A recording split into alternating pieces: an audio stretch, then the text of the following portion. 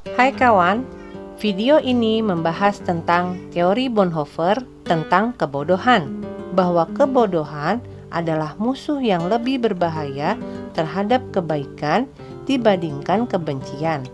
Karena jika seseorang memprotes melawan kejahatan, itu bisa diekspos dan dicegah dengan paksaan.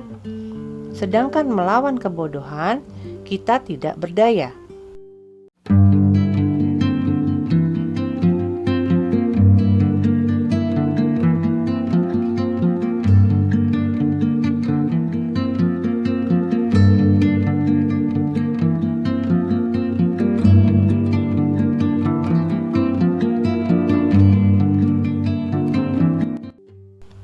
Dalam bab tergelap sejarah Jerman, di era ketika massa yang terhasut melempar bebatuan ke jendela para pemilik toko yang tidak bersalah dan para wanita serta anak-anak dipermalukan secara keji di depan umum. Dietrich Bonhoeffer, seorang pastor muda, mulai berbicara secara umum dan menentang kekejaman yang telah dilakukan rejim ini. Setelah bertahun-tahun berusaha mengubah pemikiran orang, Bonhoeffer pulang pada suatu malam dan ayahnya memberitahunya bahwa dua lelaki telah menunggunya di ruangannya untuk menangkapnya.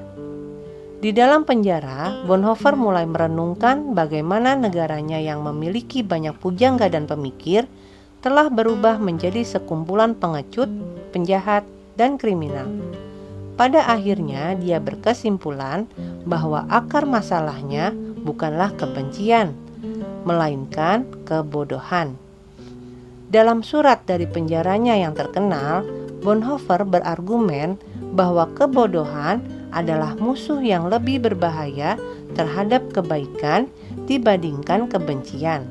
Karena jika seseorang memprotes melawan kejahatan, itu bisa diekspos dan dicegah dengan paksaan. Sedangkan melawan kebodohan, kita tidak berdaya.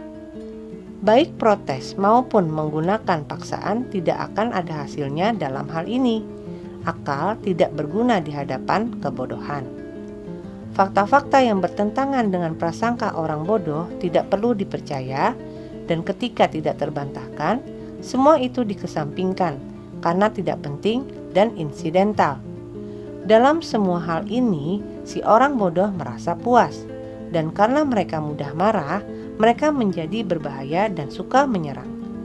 Karena alasan itu, diperlukan kehati-hatian yang lebih besar ketika berhadapan dengan orang bodoh dibandingkan dengan orang jahat. Jika kita ingin tahu bagaimana cara mengalahkan kebodohan, kita harus mencoba memahami sifat alaminya. Ini sudah dapat dipastikan. Kebodohan pada dasarnya bukanlah kecacatan intelektual, tapi kecacatan moral. Ada orang-orang yang luar biasa tangkas secara intelektual, tetapi bodoh. Dan ada pula orang-orang lain yang tumpul secara intelektual, tetapi sama sekali tidak bodoh. Anggapan yang didapat seseorang bukanlah bahwa kebodohan adalah cacat bawaan, tapi bahwa dalam keadaan tertentu, orang-orang dibuat bodoh atau karena mereka membiarkan ini terjadi kepada mereka. Orang yang hidup dalam kesendirian lebih jarang mengalami kecacatan ini dibandingkan dengan orang-orang dalam sebuah grup. Maka tampaknya kebodohan mungkin lebih merupakan masalah sosiologis daripada psikologis. Menjadi jelas bahwa setiap peningkatan kekuasaan, baik itu bersifat politis maupun religius, menularkan sebagian besar umat manusia dengan kebodohan. Hampir seolah-olah ini merupakan hukum sosiologis psikologis, di mana pihak yang berkuasa membutuhkan kebodohan pihak lainnya. Proses yang berlangsung di sini bukanlah bahwa kapasitas tertentu manusia, contohnya intelektualitas, tiba-tiba tidak berfungsi. Namun, tampaknya di bawah dampak luar biasa dari sebuah kekuasaan yang meningkat, manusia jadi kehilangan kemerdekaan batin dan kurang lebih secara sadar merelakan posisi otonom. Fakta bahwa orang bodoh seringkali keras kepala tidak boleh membutakan kita dari fakta bahwa ia tidak merdeka. Dalam percakapan dengannya, seseorang sebenarnya merasa bahwa ia tidak berhadapan dengannya sebagai seorang manusia, tapi dengan slogan, semboyan, dan semacamnya yang telah menguasainya. Ia berada di bawah sebuah mantra, terbutakan, disalahgunakan, dan disakiti. Dengan menjadi alat yang tak berakal, orang bodoh juga akan mampu melakukan kejahatan apapun, tidak mampu melihat bahwa tindakannya itu jahat. Hanya pembebasan, bukan pengajaran, yang dapat mengatasi kebodohan.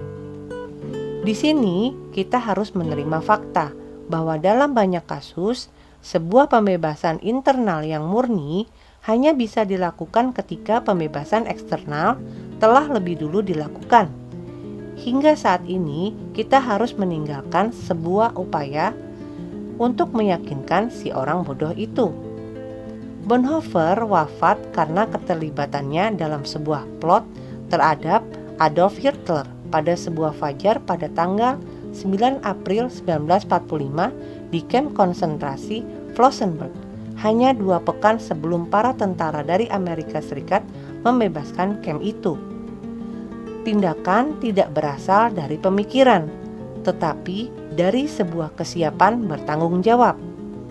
Ujian tertinggi dari masyarakat bermoral adalah dunia seperti apa yang ditinggalkannya kepada anak-anak dan cucu-cucunya, kata Bonhoeffer.